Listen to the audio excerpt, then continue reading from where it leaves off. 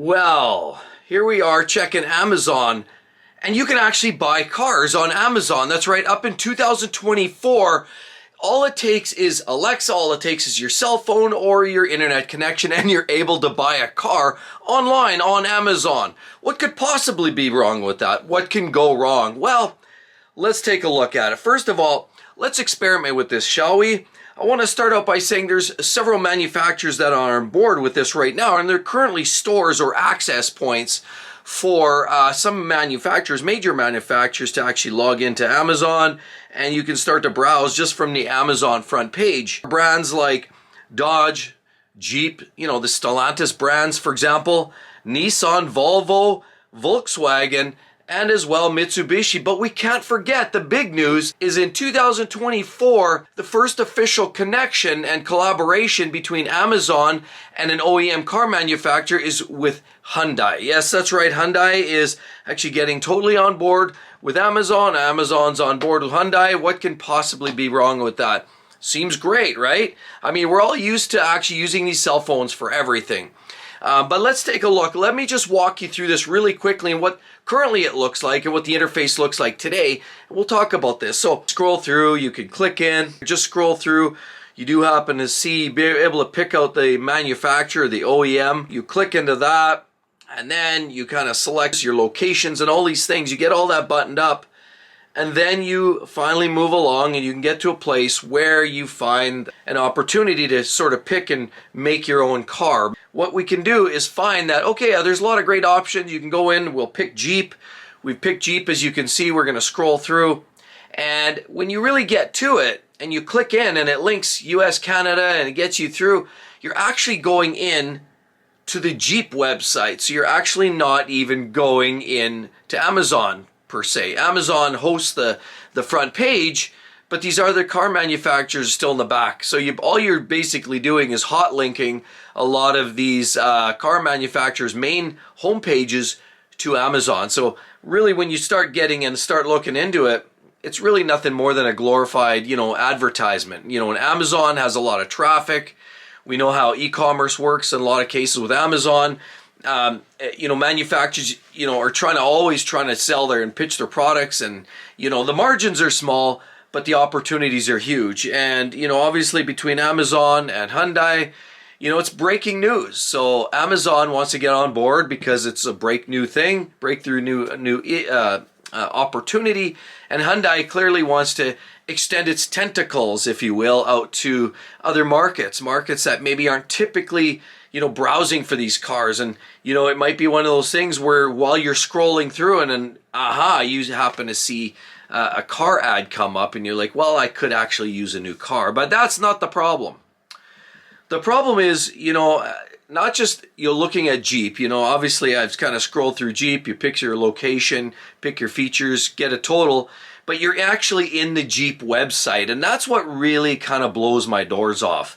When you think you're doing the Amazon thing, you're not. You're actually going into Jeep. And so all of the advertisements, all of the add-ons, if there's market adjustments. I actually went in and I tried Hyundai's because I thought, well, Hyundai, the big news is in 2024, Hyundai is the brand. So I went into Hyundai's access, and Hyundai actually, all it does is takes you, once you click through, it actually just takes you to their specific page. Yes, it takes you to the Hyundai page, in which case then you're finding, and you do a build your own, and you go through the whole checklist, and then you get to a point where you find yourself actually contacting a local dealer. And then in a lot of cases, you're still finding market adjustments. This is hilarious in today's day and age where, a lot of these OEMs were taking advantage of people. There's no doubt about it. Market adjustments, supply and demand capitalism at its finest. But they're still doing this. And when you go to their home sites, you're still finding in certain manufacturers, Hyundai, we're finding a $3,000 add-on for market adjustment fee. I mean, to me, by shopping for cars through e-commerce and through your phone or through your tablet or your computer, that just leaves us all vulnerable. So let me ask you this question. What could possibly go wrong? Well, remember a time when you thought, hey, skip the dishes or Uber Eats. Those great, fantastic ideas. And, you know, I think a lot of us use that. I use it myself, but there's no doubt about it. It doesn't come for free, and it doesn't come cheap. Well, clearly, you go into, say, for example, McDonald's, and you want a McDouble meal or something with some kind of pop. You come out of there, you pay $12, over and out. If for some reason you use this and you want to get that same order delivered to you Uber Eats style, nobody does it for free. It's basically business. That meal then shows up at your door for $19 plus tax or plus tip. So clearly there's a cost. There's a cost for that convenience. Now, as you're going to find, as you start to use your phone or your computer or your tablet, I mean, it's great to be able to shop from the comfort of your own home. I mean, Hyundai, they're trying to get on board. Clearly, they're not selling cars as much as they'd like to. They're still trying to break into the market. I want to add, have you heard that story, Ioniq 5? There's a gentleman here who actually bought an Ioniq vehicle, bought it secondhand here in Canada, and he actually drove it for about a year and change, and then it wouldn't hold charge for a while. And it was, again, as I said, he bought a used one, had some miles, and he eventually ran it up to well over 100,000 miles, or actually about 90,000 miles, and it no longer held a charge. And then what ended up happening was he reached out to the vendor. The vendor said, yeah, your batteries are gone. Here's what it's going to cost you. $50,000. $50,000 all in for batteries, for labor. He basically opted out to scrap the vehicle because there was no point in even trying to fix it. And sadly enough, that's where a lot of this market of automobiles are going. But sorry, went on a little bit of a tangent. I just had to share that story because since we're talking about Hyundai, and that is specifically to that car brand, everybody gives Tesla a bad rap, sure. But I think the point is more about the electric vehicle marketplace, the whole battery development, and the cost of battery, manufacturing and all of that is going to keep people in the poorhouse. Now, the big thing here is, as I said, about convenience and talking about the Uber Eats thing, the same thing is going to go when you get this and you decide you're going to go in here and you're going to, hey, look at this. I'm going to order my next new car.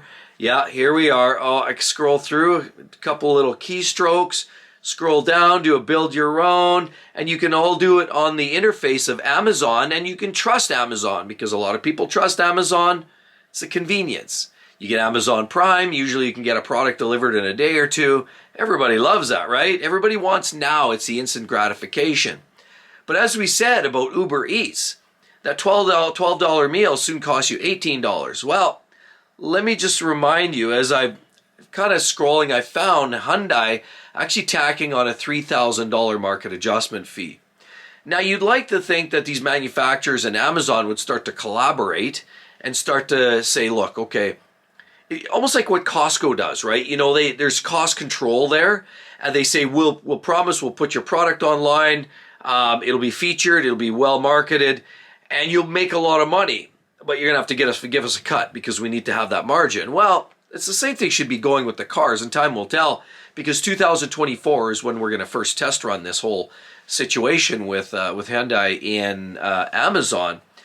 But the bottom line is, the way it's looking right now, is people are going to ultimately be paying a lot more for that convenience. You want to pay that extra $3,000 for that level of convenience, so you don't have to think about it. You sit there on your big screen at TV or your phone, and you're just sitting at home on a Saturday night, and you're just pencil whipping through that. And then you say, hey, guess what? I just ordered my car.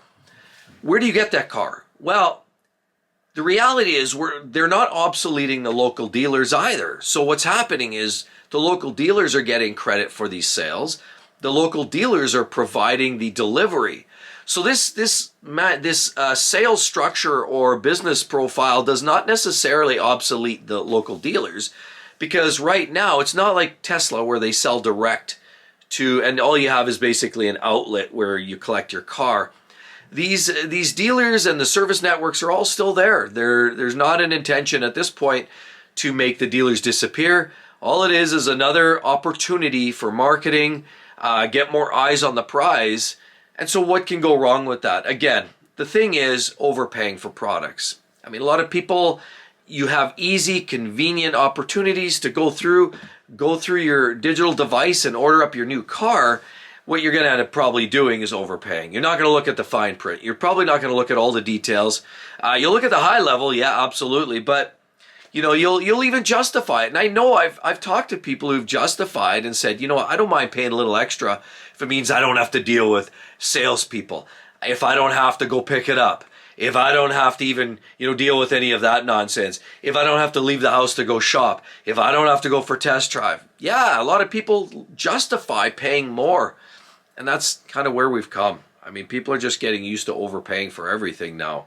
And you know what? I think this is where this can all go wrong if it's not delivered properly. And now, as I say, Amazon and Hyundai, it's going to be great, interesting thing to see with it in actual practice. There's another car channel right now that's, basically slaughtering Amazon and the business model, trying to push their own product line. And we'll review that because, you know what, I'm going to review some of these different structures and these sales models and some of these different opportunities. I'm going to personally feature that. And that's why this video, I was going to walk through it and kind of give you my rundown. My rundown is it's not that great because all you do is go into Amazon, you start whittling through, picking your points, checking all the boxes, your location, the country and all that jazz, and start picking your options. But by the time you're into your options, you're already on the main sites, like the Jeep website, the Hyundai site, the Mitsubishi site. So this other channel is basically calling out how this functions. Well, it's not there yet. That's the thing. It's not fully set up yet, and clearly in 24 will be a different time to talk about this. And like I said, I think the only caution here, not that you shouldn't buy a car online, but I think people are becoming more and more disconnected from the buying experience. People like easy, they will like convenient, they like quick, and I think that's where people are going to go wrong. Prices are jacking up, people are starting to just write the check and move on. And you know what? That's where I think things can go off the rails here. But time will tell, and again, it's really just managing it with your local dealer. They find, based on your postal code or your zip code, they'll basically link you up with your local dealer, and that's who you'll deal with. So really, Amazon is just the partnership on the front end. There's the security that a lot of people trust with Amazon, and the return policies and all those things are probably likely going to play a part here. So there are benefits in buying through Amazon. We know that. Amazon's a trustworthy site. They don't seem to be going anywhere anytime soon. And so there's that piece of it. I've heard of people getting their products stolen off their front doorstep and calling it in, and then Amazon delivers another one just like it. So, return policies, security around Amazon is very, very good. And if they carry that through with the buying of your next new car, I mean, that might be appetizing for a lot of people. But again, the downside is you almost sure as heck will be overpaying for that convenience. So thanks everyone. I really do hope you enjoyed the video. Let me know what you think down below. Are you planning on buying a car online once your favorite car brand becomes available? Would that be something that would interest you? Would you do that? Or you say, heck no. No way, I'm going in person. I need to see it, drive it, feel it, touch it. So I'd love to hear your comments in the section below. Please do drop a line. And don't forget to subscribe. Trying to build a channel. Let's get to it, folks. Talk to you real soon. Bye-bye.